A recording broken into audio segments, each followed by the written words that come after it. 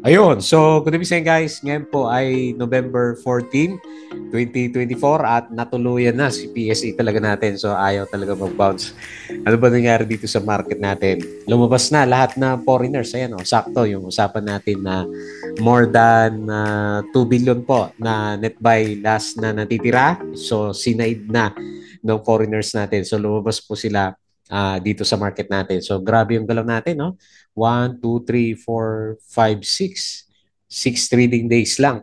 Nilimas yung yung gains ng market natin. Ayan. So siguro naman mahiya na to hindi mag-bounce bukas ng umaga kasi tingnan natin parang sinagad na yung closing natin kanina sa kanya. So syempre marami nang kabado diyan kasi nagbi-breakdown eh. So nagka-crash. Kumbaga mini crash yung yung itsura ng market natin. Makita mo dito sina Ayala, URC, so lalaki ng drop 6% ba naman si URC, tapos 4% si Ali, SMPH 3%. So wala na mapuntahan na iba yung mga traders natin si ABG kaya gumalaw na naman yung kanyang price action. So anyway, basahin na lang natin kung ano nangyari dito. So yun na lang pwede nating magawa.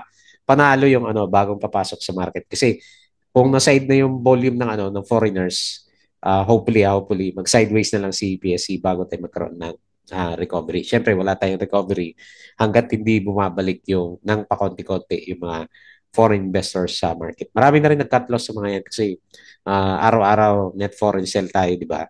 So, karamihan nun, puro net foreign buy tayo hanggang 7,500 levels. Okay? So, balik tayo ulit sa 6.5. O yan na, yung usapan natin, 6,500 na support, negative 2.34% and meron tayong 2.05 billion net foreign sales sa market. So dinuguan yung itsura ng ating mga portfolio. So nauna sa listahan ko si Macro Asia. So yung number one na stocks natin, na ganoon na rin siya. So bumigay na kanina. So nag-drop siya ng 10%, hindi lang si MRC. No? So nag-drop na siya ng 10% and meron siya net foreign buy na 1.39 million.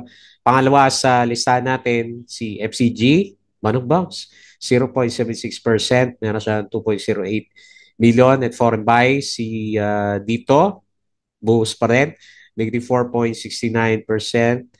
Meron siyang 568K net foreign buy.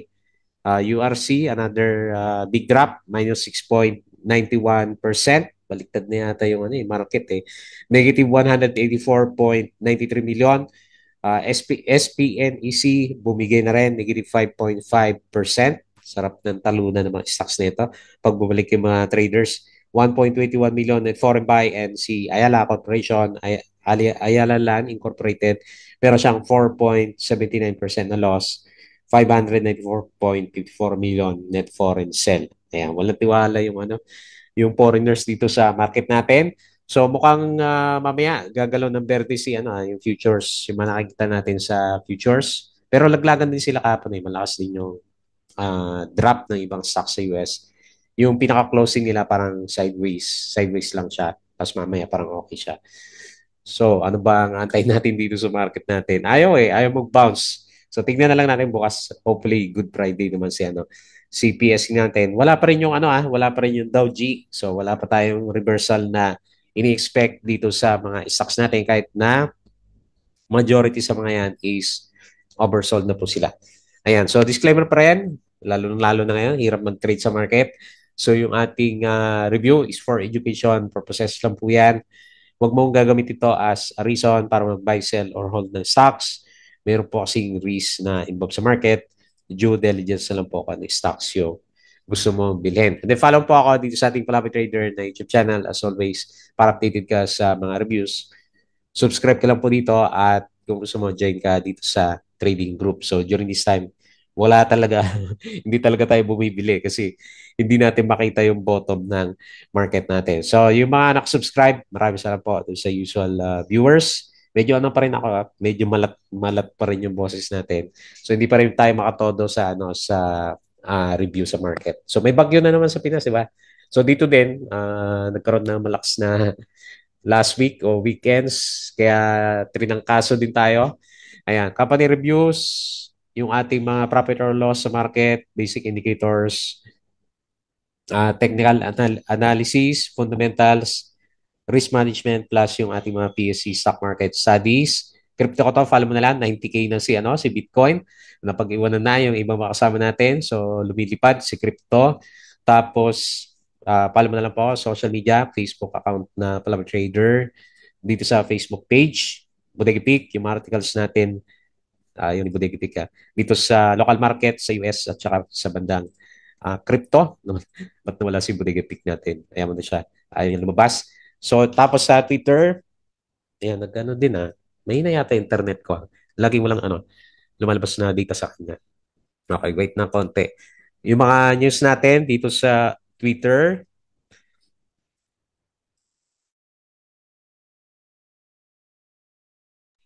So, ang laki. Grabe to. No? Buhos ng foreigners. Meron tayong 2.05 billion net foreign sale. Side so reset na tayo. Ang bilang natin is 0% net foreign buy. So mga locals na lang naiwan dito sa market. Sino kaya yung mga sumalo sa mga stock? Okay. So lax ng turnover value 7.53 billion. Tinamaan si properties, syempre, 3.42%, pinakmahina sa indices. Tapos si mining and oil, 3.69, sunog. 1.76% dito sa finances and 2.47% sa industrial. Holding 2.8%. So ang papabuenas na lang natin dito kasi yung mga stocks natin hindi naman nagsisiro. So hindi naman kagaya ng crypto na kapag bumagsak, two-thirds is nawawala sa kanya. So ngayon siguro mga one-thirds na yung binagsak ng majority ng ating mga stocks. Okay? So eventually recover din naman siya. Medyo matagal nga lang. Yun lang yung antay natin sa trading sa Philippine markets. Siyempre, very bad during this time. Okay? So, ano ba to? Inflation. Tumaas sa inflation ng US pero market yung futures. 2.6%. Security Bank. Ito, buti pa si Security Bank. Nag-bounce yata to kanina. So, up siya ng earnings niya sa first 9 months by 12%. Tapos, ito yung closing natin, no? So, loser, si Bloom, 10%. Grabe, no? 10% si Bloom, oh. URC, 6%. Wilcon, 5.93. Ngayon ko lang nakita yung kay Bloom. So, laki din pala ng drop. Meralco, 5%. Ali, 4%. Opportunity na lang sa kanila. Nickel, 4.5. SMPH, 3.3%. Saan yung mga winners? At yung mga losers. Tapos ito yung winners sa big caps. Tatlo lang yata. Tapos ang lead pa, wala pang 1%. EMI, ICT, Aboitiz, at saka si Jollibee. Ayan. So yan lang po yung mga natira. Bitcoin, nag-90K na kanina. Congrats po dun sa mga holders natin. Balay ni Prutas, option 26%. All day, March, meron siya dividends. Kailan, liit, 0.003. RCBC, net income of 6.2 billion. Converge, up siya ng third quarter, 40%. Crit, drop ng 30%. RLT, halos 50% yan. DMW, 31%. 7-Eleven, 13%. BBT, 36% up. XG, so ano ba to? Minus 17%. LAN, minus 22%. Bitcoin kanina. So nagtunda mo na si Bitcoin. Mukhang abot pa to ng 100K si Bitcoin natin. Hold lang tayo dito kay Bitcoin. So FBC, 97%. Maganda yung earnings. Cebu prepares, meron siyang share purchase plan. Okay, so maganda yan. LTG, liquor unit expands globally. PAX, meron siya drop 16%. SM, plus 7%. GGS, quarter 3, net income drop. Nag-drop pala to. Kala ko okay yung review natin hapon. Nag-drop siya ng 39%. Bloom, okay, drop din to. Converge to register Pampanga Tech Hub. DMW, up siya ng 31%. Cebu, passengers, plus 13%. Si dito, okay, ito na yung follow-on offering. Meron ba tayong presyo? Wala pa rin. The offer price remains between 1 peso and 2.15. So, wala pa rin. Okay. Pati yung investor si ano, hindi rin sinabi kung magkano yung ano yung ibibigay na presyo nitong si dito natin. Megawide details HT Lance request. Nickel Q3 drop 24%, Converge. Ito okay naman yung earnings nito. RCR 6. Ano ba target niya? 6.57. Okay. Meralco Sustainable Mobility Arm, FCG. So ito, suspended ba to? Pero ba't gumalaw yung ano, yung price action natin? Anyway, suspended siya, sabi niya. So the exchange has suspended trading Figaro Coffee effective November 14. This suspension is due to failure to submit compliance annual report form. Okay, so suspended muna. FCG, pero ba't ganun? Gumalaw naman yung ano, price action natin. A-Reach, meron siya dividends 0.58. Globe, in partnership with GCash and PDAX. SM, grew 8.9%. AC, ahead of estimates. JT Cap, up siya na 14%. Okay, tapos yung galawan kagabi, sideways lang yung galawan dito sa ano, US market. Pero yung hawak ko man na mga tech stocks, laglagan naman kahapon. Okay, so anyway, ganyan talaga. So, patalas ulit. Dito tayo sa Patreon natin. Okay, so yung mga gusto ng guide, sali lang po kayo dito sa Patreon channel natin. So, nahirapan ka sa trading, meron tayong community dito. Okay, so check na lang. Tapos silip tayo dito. So, kahit anong support ilagay natin, talaga bumabagsak CPSE, so hindi natin kaya lagyan yan. So, magbe-base ako lagi sa mga previous support na lang. So, 6.4. Next na support level natin. Pero, okay, nakailang sabi na ba ako ng ano, overdue na sa technical bounce. RSI 22, grabe naman. Wala man lang sumalo sa ano, mga stocks. Okay, so resistance, malaking channel na tayo, no? Hindi na to ano. Okay, volatile na to. So ilalagay ko lang dito sa ano 6,700. Pipitik naman siguro to pag ano nagbalikan na yung mga traders natin kasi unusual yung ano yung drop. Talagang biglang naglabasan. So kung may makita siguro na good sign na magre-reverse yung market, wala naman sa ano wala naman sa fundamentals ng PSE yan eh. So nasa fundamental ni Donald Trump yung nangyari na bagsakan dito sa market natin. So atay natin na bumalik talaga yung ano, yung sentiment po ng foreign market. So kahit anong tumbling natin sa ano, lipat-lipat na stocks, wala din naman kasi wala nga bumibili dito sa markets natin. So negative 2.34%, 6557.09. Ang laki, 2.05 billion net foreign set. Silip tayo sa 5-minute chart. Meron siya ulit gap down. Gap down, gap down. So hindi siya bear trap talagang ano, mahina. No, okay. So ganun talaga. Wala tayong makitang konti liwanag dito sa market natin. So nakita natin yung mga big caps na bumagsak. So Bloom nga yung pinakamalaki. So tingin na lang tayo dito sa mga winners. Meron pa rin ba? May gumagalaw pa rin ba? Ani, 1.85. Mrs. G, 1.67. Pero may na yung volume. Si Medic, 1.49. Okay, puro 1% lang. Oh. Yung nakikita natin na gumalaw. So dito tayo sa losers. MRC. MRC pa rin. So 11.76% drop si Bloom. Hindi ko malaman kung opportunity ba to o talagang yan na yun. Kasi third quarter income pala niya, drop ng 125%. Kailangan oversold na rin. So wait na lang siguro. Siguro tayo sa bounce. Okay, so very bad, 10.79% si Bloom. Macro Asia, yan yung alaga natin. After magbigay ng, hindi naman siya lugi, negative 3.25% na earnings, pero syempre sentiment ng market pangit. So 10% drop. 1.39 million net foreign buy. Next na nag-loss, hanapin ko lang yung may volume ha. Yung iba kasi walang volume. Si PG, 9% din, no? Ano ba to? Okay naman yung earnings. Okay, so habol-habol na lang tayo kapag nag-bounce na si PSE natin. URC, 6%. Certec, 6%. Ionic, 6%. Ayan, so lalaki. Spin Easy, 5%. Tapon lahat ng stocks natin ha. Monday. So sale na lahat ng stocks natin. 5.36. Nagka-cut loss. Marami na nagka-cut loss. Ali 4.79.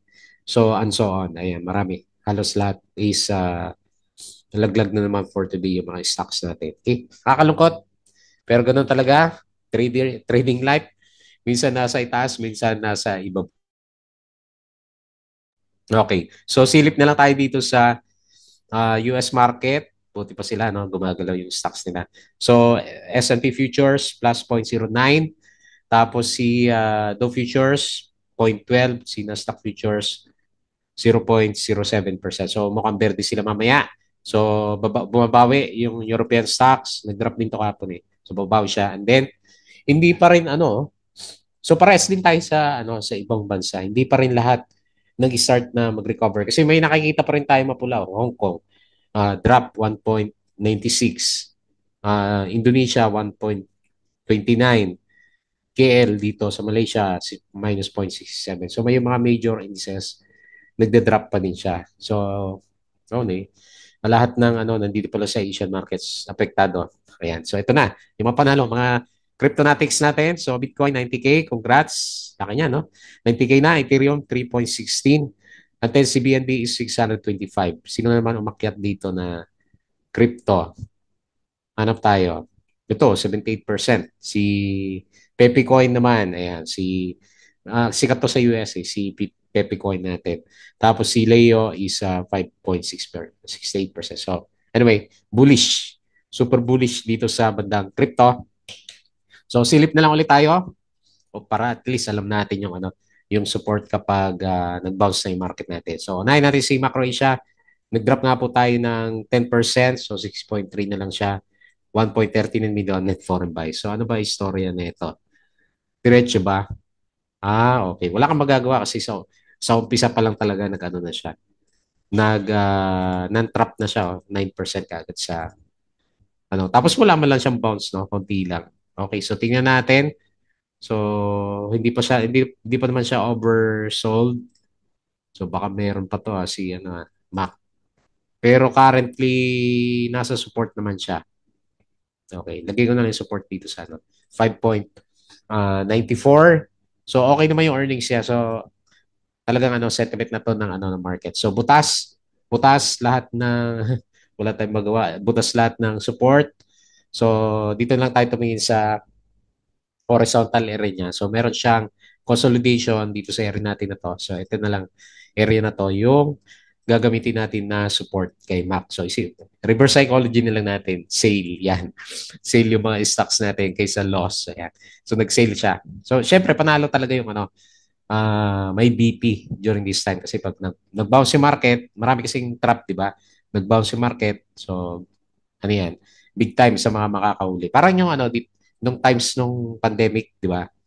So, big time yung mga may pambili at the bottom na markets natin. So, tingnan na lang natin. Hopefully, bottom na tayo for tomorrow's trading kasi yung RSI natin nga is 22 na lang siya. Next, FCG. So, suspended tayo. Pero nagsiso siya, no? Nagsiso yung niya, pero suspended siya. Tama ba? Anong araw to? O tama, November 15. Gumalaw siya. Gumalaw siya eh. So okay naman actually okay naman siya. Annual earnings 35.85%. So antayin na lang natin kung kailan daw siya magbubukas kasi sabi suspended 0% for today's trading. 2.08 million net foreign buy. So lagay ko na lang yung support niya lang muna sa candle natin. Nakadalawang try na siya eh. Ayan, baka naman pag nag-bounce na si market, sumabay si FCG. So wala tayong ibang news maliban dun sa ba't ayaw niyang gumawa ng report? Ano ba? Kulang ba sa accountant si FCG natin? Okay, so mahina. Tapos si dito, drop din tayo. Okay, so wala na yung gap close. Resistance na natin ngayon 1.85. So on the way tayo sa support 1.65. So nilalabas pa rin niya, di ba? Actually, hindi maganda eh. 1 peso to 2.15, di ba? So, parang ito yung ginalaw ng price action, no? Hanggang 2.16 lang siya. So, pinuntahan niya lang talaga. So, ang good side lang niya, hindi siya umabot ng piso. So, pero tignan natin for the coming few days kasi yun eh, hindi mo alam kung anong price eh. So, nakadepende tayo kung anong price ng follow-on offering po niya na gagawin. Tapos, hindi pa naman natin alam magkano ba yung o ako lang siguro may hindi alam magkano ba yung presyo na binili ni Summit Telco yung mga shares at magkano. Kasi wala pa naman lumabas na disclosure kay dito. Okay? So, 4.69% loss. Next, URC. So, ang dami talagang opportunity during this time. So, kasi laglagan lahat ng stocks natin. Balik natin kay URC. Okay, so nag-okay din to So, hindi pa natin alam. Pangit ng earnings kasi. Negative 50%. So, 6.91% na loss. 184 million net foreign sell. So, hanap tayo dito sa kaliwa. Wala na yung pandemic na support. Okay, lalim na ito. Kasi 50% pa yung ano niya eh. So, ito yung sinasabi niya. Meron siya konting support dito sa area natin. Bandang, kano ba yan? 71 pesos. So, yan na lang titingnan natin na support. Hindi rin tayo optimistic kasi nga pangit din yung ano eh. Pangit din yung earnings niya po. So, pero oversold. So, okay, pwede rin naman. Anytime pwede siya mag-crowd ng technical bounce. Wait na lang tayo sa ano, Dow G. At para hindi tayo mabuhusan kasi okay lang sana kung ano lang eh, sentiment doon kay Donald Trump. Meron din siya kasamang ano eh, yung funda, medyo mahina. Okay, next. SPNEC support, laglag MA 100, initial support ulit, piso, 0.99 o piso para kay SPNEC. Hopefully, sumabay din to sa bounce. Ayan, nag-expect ako ng bounce bukas para optimistic naman tayo kahit papano. 5.5% na lang. So, bumigay na rin po siya. So, cash is king. Labanan ngayon, 1.21 million in foreign buy. So, support na lang muna. Huwag muna yung resistance kasi para hindi tayo mag-isip na ano. Antay muna natin mag-bounce. Ganun din si Ali, wala din. Okay, napatranche ad pa naman ako dito last time dito sa MA 100 ni Ali. Okay, so 4.79% loss, 594 million net foreign sell. So tignan lang natin kung mag-bounce siya dito sa area na to, pero bargain na nga din yung mga stocks. Ayan. Okay naman yung earnings niya. 21.15%. Tapos meron na siyang ano share buyback. Nabasa ko kanina, ongoing na yung share buyback ulit ni Ali natin. Kung wala yun, di lalo pang bumuhos yung price action niya. Kasi ang laki halos 1 billion yung lumabas dito kay Ali natin. Okay, so yun na lang muna. Is muna sa panunood sa crypto at saka US stocks kasi wala ayaw gumalaw na mga stocks natin. Okay po, so bago tayo mag-close, please don't forget to subscribe dito sa ating Palaboy Trader na YouTube channel. Join ka sa group ng Usong na Guide. Crypto ko to, follow mo na lang po Facebook account, Facebook page, Bodega Peak, Twitter. Sa mga gusto ng guide, sali lang po kayo dito sa Patreon channel natin. Okay, so yun lang. Maraming salamat. Kita po ulit tayo bukas.